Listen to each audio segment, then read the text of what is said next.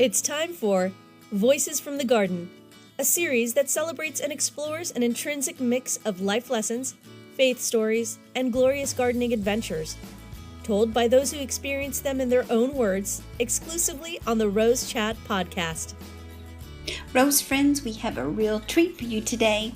Our friend Elena Williams is here to talk about mini and Miniflora roses. Elena has been growing miniature roses since 1998. A few years later, the Mini-flora class was formed, and that was a natural fit for her collection of roses. Arranging roses and horticulture exhibiting and judging are her favorite hobbies, but she also enjoys photographing roses. In 2011, Elena moved 60 mini and Mini-flora roses from Minnesota to Western Washington. Yes, she has experience that we need to learn about. So I have my pencil and paper and I'm ready for Elena's class because it's time for Rose Chat. Hey y'all, it's Chris Van Cleve. I'm the creator of the Rose Chat podcast. For me, growing roses has become a passion. My membership in the American Rose Society has helped me to create the rose garden of my dreams right in my own backyard. I also enjoy the camaraderie and support of a network of rose growers who are eager to share, learn, and grow together. To learn more about membership in the American Rose Society, visit their website, rose.org. Try Haven brand soil conditioners, providing generations of gardeners with a truly all-natural alternative to chemical fertilizers with their line of composted manure and alfalfa teas. Easy to brew and use on all indoor and outdoor plants. Find them online at manuretea.com. Hey Elena, it's good to have you with us. Great to be here tonight. Thank you. So how's the weather out in your neck of the woods? Is it spring? Well, we sort of had a false spring. Staying around 28, 32 degrees. The ground was actually frozen this morning when I went out to check. A few more days of this, I think. Oh, no, we don't like that after spring starts. Well, now tonight we're going to be talking about two types of roses that I don't have a lot of experience with. So I'm ready. I've got my pencil, I've got my paper, and I'm ready to learn. What's the difference between a mini and a Miniflora? Well, the mini roses have been around longer than the Minifloras. There was a man named Ralph Moore in California who was known to be the father of miniature roses. Now, I've also heard a story about something in 1937, Rouletti in Switzerland, but I like to think the story of Ralph Moore being the father of miniature roses is the one that I like to accept. So, Ralph Moore said that the miniature roses have tiny leaves and many branches on compact plants, and that the buds, flowers, stems, prickles are all reduced in size, all in proportion compared to the larger plants. Now, the Minifloras came on the scene about the time that I was just getting into roses. A man named J. Ben Williams trademarked that name. He started it as Mini-Flora. It's been since changed. But he gave that name to the American Rose Society in 1999. That was just about the time I was getting interested in roses. The Minifloras are known to be larger. Some of the hybridizers were crossing hybrid teas with miniatures to see what would happen. And also they were crossing floribundas with miniatures to see what would happen. Well, what they got were what we now call the Minifloras, robust, beefy little roses. Sometimes they have one bloom per stem, and some of the others resemble a small floribunda. Well, I've seen plenty of them. They sure are beautiful.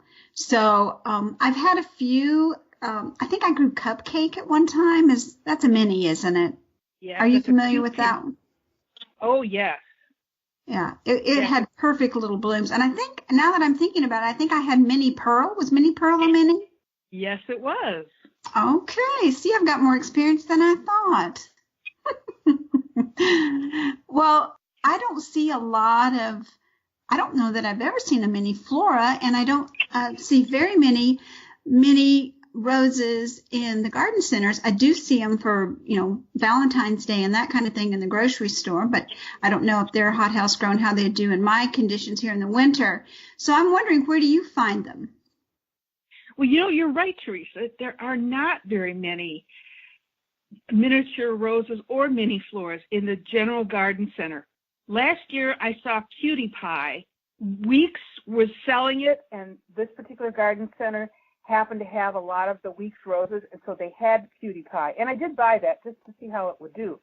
But the large majority of the mini and mini-floras that I get either come from Wisconsin Roses, because he's a personal friend and he grafts to some Rosa multiflora. And also, the best selection I've found would be online at For Love of Roses. Past 20 years, a lot of the original places that were hybridizing and selling miniature roses have realized that it's a very competitive business, and they were not, being as profitable as you might hope they would be. And so a lot of the places have gone out of business, places have consolidated, and fortunately, Richard Anthony at For Love of Roses realized that, hey, we need to start getting these together and propagating them and getting them out to the public, because there are people who still want these varieties. So he's really doing quite a great thing for lovers of miniature roses. With all those to choose from, what are your favorites? Well, I do have favorites. I tend to like solid color and blends, not stripes. And so the miniatures I'd recommend for the general national audience would be a yellow called Bee's Knees, a white one called Irresistible, a pink blend by David, one of my favorite hybridizers, Joy, and a red blend called Magic Fill. And then in the Mini-flora category, I like a medium yellow called Buttercream. That was hybridized by Bob Martin. And I've seen pictures of that one. Ooh, it is a beauty. It's a really good one. I've had it in Minnesota and here in the state of Washington. It grows equally well in both places. Since Bob Martin's in California, I just assumed maybe it was a California cutie and wouldn't do well in Indiana, but if it did well in Wisconsin, it's going to do well in Indiana. I agree. Give it, you have to do winter protection, a huge amount of winter protection. That's how I originally got into the mini roses, because they're small, compact, and portable, and easy to do all that winter protection. Now, tell us what you would do for winter protection. Winter protection, when I lived in Minnesota, was grow the roses in containers between April and the end of October. And in the end of October, the guys in my family, my husband and 2 sons, would dig a huge trench about 6 by 8 feet. And I would bind up the roses, take them out of the containers, and lie them in the trench. And then we would cover them up again with the soil. And then in December, we would put bags of leaves on top of the mound, and then reverse the whole process on the 1st of April.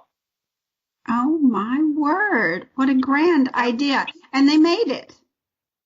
They did. They would come up with green canes just like the day I put them under. My goodness. Favorites, Mini-flora favorites.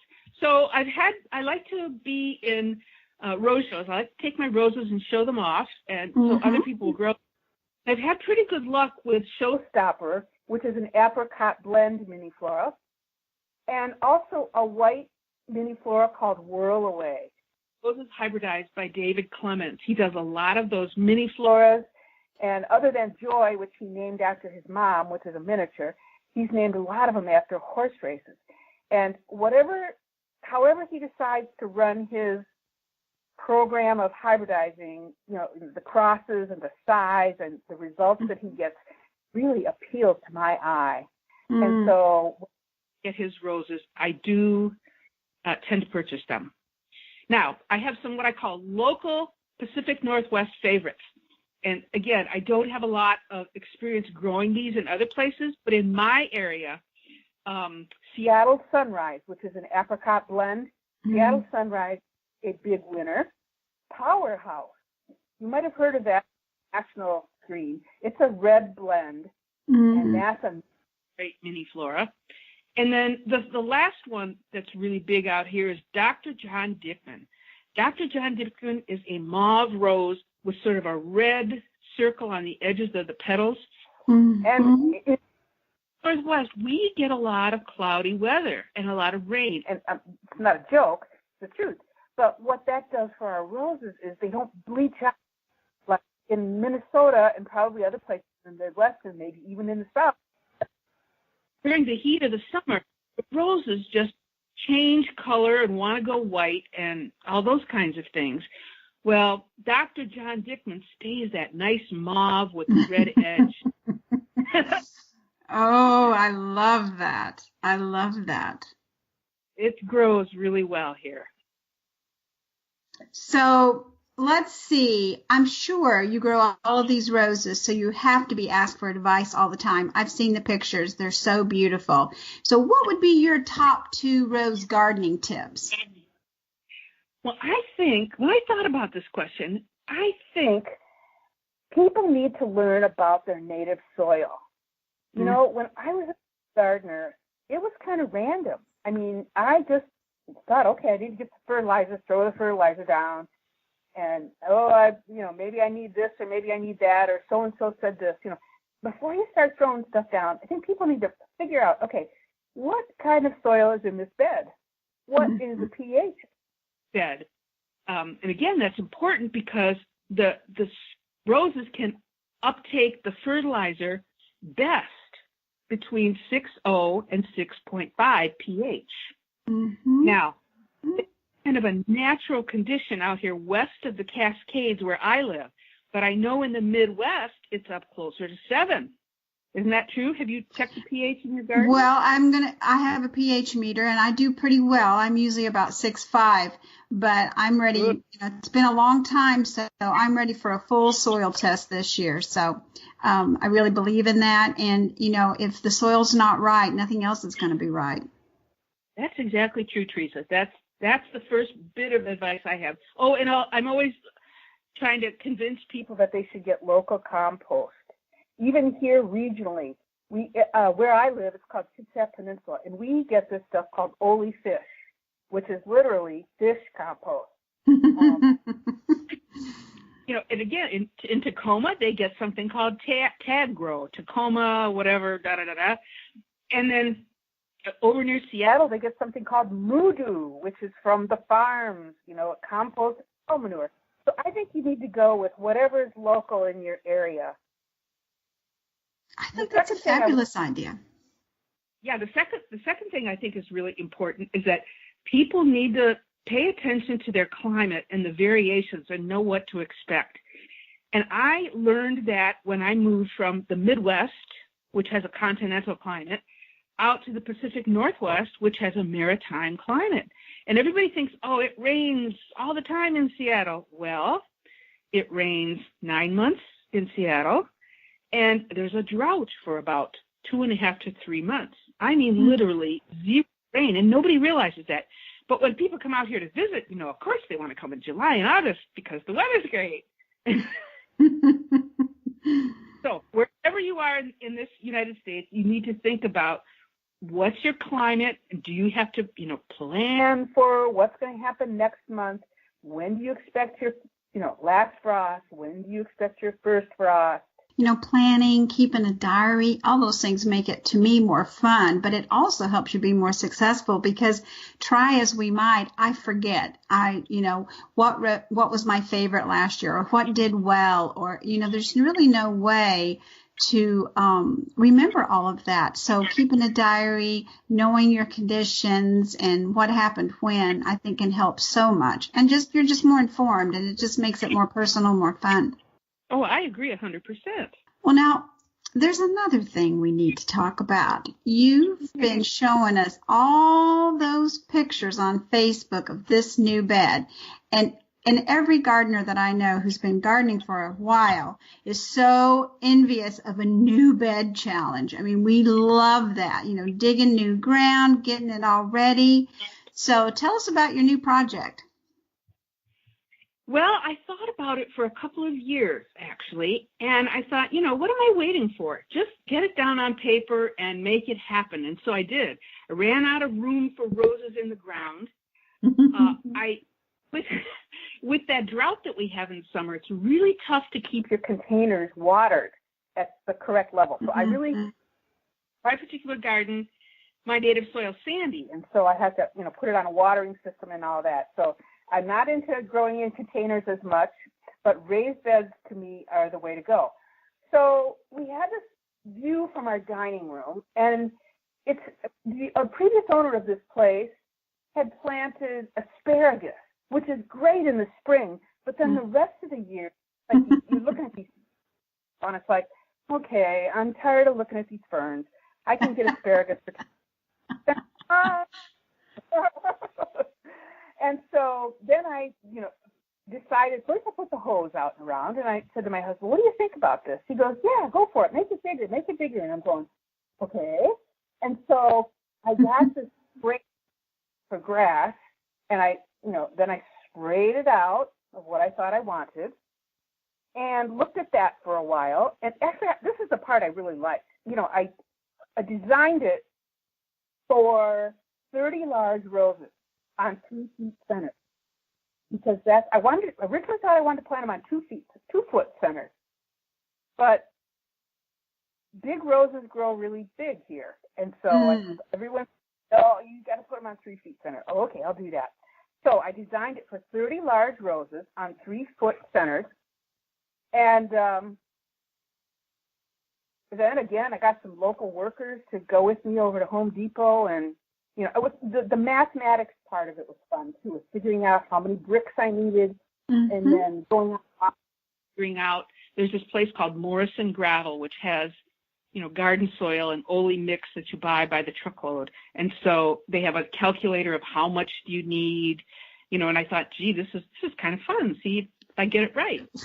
And so all this stuff was delivered, and I got some workers to put it where I wanted it to be.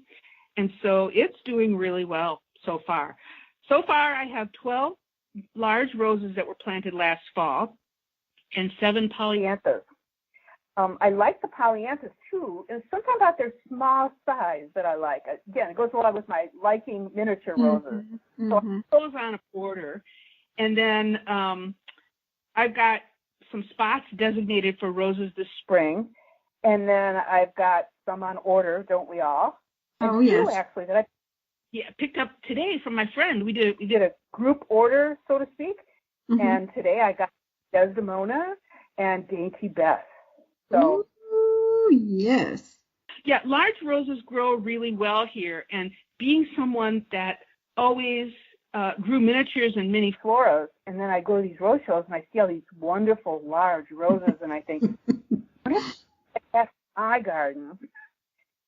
So, one of the things I thought you'd ask me today was, how many roses do you have in your garden? And so this morning I went out and counted. Well, great. I always love to know that. How many do you have? Well, as of this morning, I had 182 roses.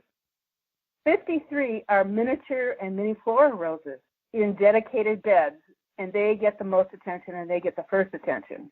And then the rest of them get the attention. I love the David Austin roses, and I love the Dr. Buck roses, and then the hybrid teas. So this new garden is going to be mostly hybrid teas and floribundas that I can use for exhibition. Oh, my goodness. Well, if you're an exhibitor, and I know you are, and you do beautiful things, those listening might want a tip or two about exhibiting. So what do you tell to the newbie wanting to get started in exhibiting? I think everybody should have a mentor. I think consulting rosarians can help you very much. Usually the consulting rosarians in your area are the people that are going to grow the best roses, and they're going to be people who show roses. And so that can be a resource for anybody who wants to try to grow better roses. Also, I always like to encourage people to go to a Rose Society meeting in their area. Now, sometimes that's hard to do because it's not very close or convenient. But here I go to the ones that are far away, and you learn different things at every group.